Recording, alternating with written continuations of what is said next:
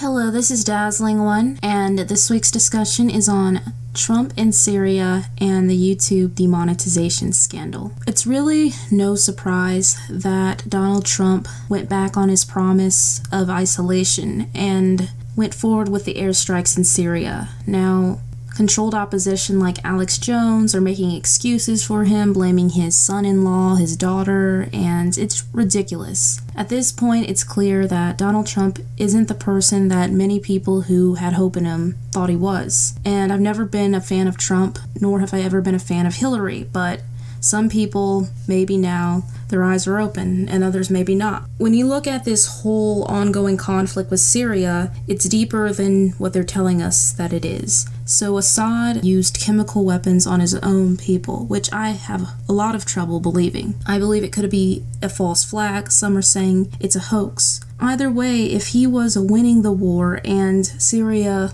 allegedly got rid of their chemical weapons back in 2013, then how is he using these weapons? This whole conflict seems to be about a couple of things. Syria borders Israel, and we know that the Zionist Rothschild-controlled Israel would love to establish a central bank that they run in Syria, because right now the central bank in Syria is controlled by Syria, and that makes Assad an enemy, which makes him a United States enemy. And Trump's cabinet is full of nothing but Zionists. Another potential reason why the US and Israel are interested in making Assad out to be the bad guy is that there is oil in Syria that Israel and the US would love to get their hands on. And so they'll give us the narrative that they care about the children, when in reality they care about the money, control, and the power. And this is something that the quote-unquote alt-right never wants to bring up, is the Zionist element, because Donald Trump is supposed to be a hero. He's supposed to be the knight in shining armor,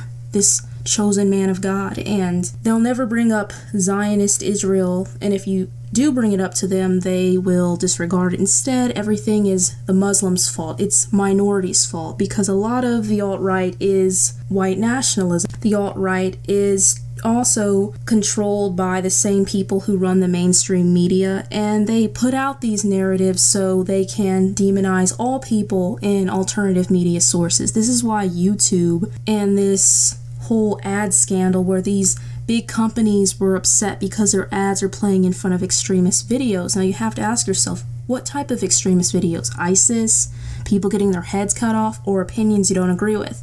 There are people on YouTube who say a lot of disgusting things, but I thought the beginning of YouTube's roots was broadcast yourself. I thought that there was freedom of speech. If I don't like something, I generally don't listen to it or watch it, but the point is that YouTube has gone a long ways away from it, especially when they make something like YouTube TV, where you can get your favorite diarrhea channels like Fox News, MSNBC, CNN, and all the other mainstream media channels who will continually lie to us and call everybody else fake news when they should look in the mirror. So this is all tying together, because if there is World War III, which could easily result from what's happening at the moment, then if they shut down all of the true alternative channels, or they silence or discourage them, because I just want to say this too, just because they're demonetizing channels does not mean that people can't still put out videos. If people turn off the AdSense, then they'll still be able to upload. Now, there is the possibility they could get a copyright strike or have their video flagged or taken down. That is a real possibility, and I don't think people are safe on YouTube with their actions that they have gone through with. And I've checked out the restricted mode function, and they're restricting a lot of strange things. Like, the way they choose to restrict things makes no sense to me. I did it on my own channel, and I realized that apparently demonic possession, fallen angels is restricted, which I don't know why. There's no graphic pictures. I'm not even talking about politics here yet. That's restricted. So I'm not sure how the algorithms work with that, but to me it's crazy that we've gotten to this point. And I think that if we allow YouTube to do this to us, then other big social media sites will follow suit and do the same. And I know a lot of people are talking about moving to other platforms, which I just want to let you know. I've created a VidMe account and a BitChute account. I've had a Vimeo and Dailymotion account, but I honestly don't expect any of those to really go anywhere. Even those platforms are still controlled by who we don't really know. And that's the thing. And I'm glad that more people are talking about building their own websites, about getting their own funding, which I just want to say up front, you'll never see me asking for money for funding because I only do narration videos and I don't need money. And the time that I have to do videos, even if I have to skip a week or two, I'd much rather keep everything free because I don't need any money. But some people out there, maybe they do because they work a job and they need money to create or film things. But I don't think people should completely walk away from making videos because they're not getting money. To me, it seems a bit ridiculous, and many were doing this long before they were getting paid. Of course, it's easier for me to say because I've never gotten paid by YouTube to live. I mean, I've made a couple of dollars here and there, but never enough where I could support myself. This is all a part of one big plan, and I believe that this can backfire on YouTube if enough people boycott these companies as well as keep moving platforms as well. I'm still going to remain on YouTube, although I'll put videos on other platforms, but I'll stay on here until either my channel gets taken down, something happens to me. I won't be leaving anytime soon. It would be cool to make a website one of these days. I'm not as tech savvy as some of my counterparts are, but that takes a lot of time as well. The thing I wanted to bring up really quick is that I was watching a few channels, videos on transvestigation, and at first I saw a few of them and I was like, are you serious? These channels are full of every celebrity I can think of in Hollywood. And I watched a few of them, a little bit skeptical at first, but I have to say, now that I've seen this pointed out by a few channels, is that I don't really see many women with these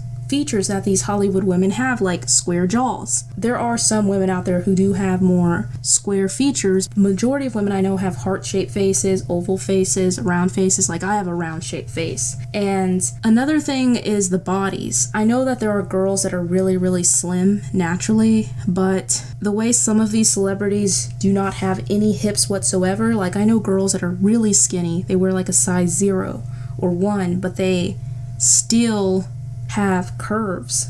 So that's wild as well. And to be honest, with everything else I've learned about them lying to us about, I wouldn't be surprised if they're putting out people who are really not the same gender they're presenting themselves as. It's sad because how many of these people are born into like a satanic family who makes the kid behave and act like the opposite gender. Maybe some of them don't even know that is the case. The other thing about this that's so sickening to me is that you have a lot of women out there who want to look like these women, and so women will work out to have that type of body, or they'll get plastic surgery or try to make their face look like these celebrities. And I know I, for one, I've talked about this before. When I was in high school, there was a time period where I was at risk of developing an eating disorder. I really wanted to be super, super slim, and I look back and I think to myself, what's so great about being that slim? Definitely believe in being healthy and being the best you can be, but as I've gotten older, I've come to appreciate my feminine form, my curves, but there was a time where I was like, you know, I'd like to have more narrow hips. As far as like the makeup goes, when I look at a lot of these Instagram models, they all look the same. It's like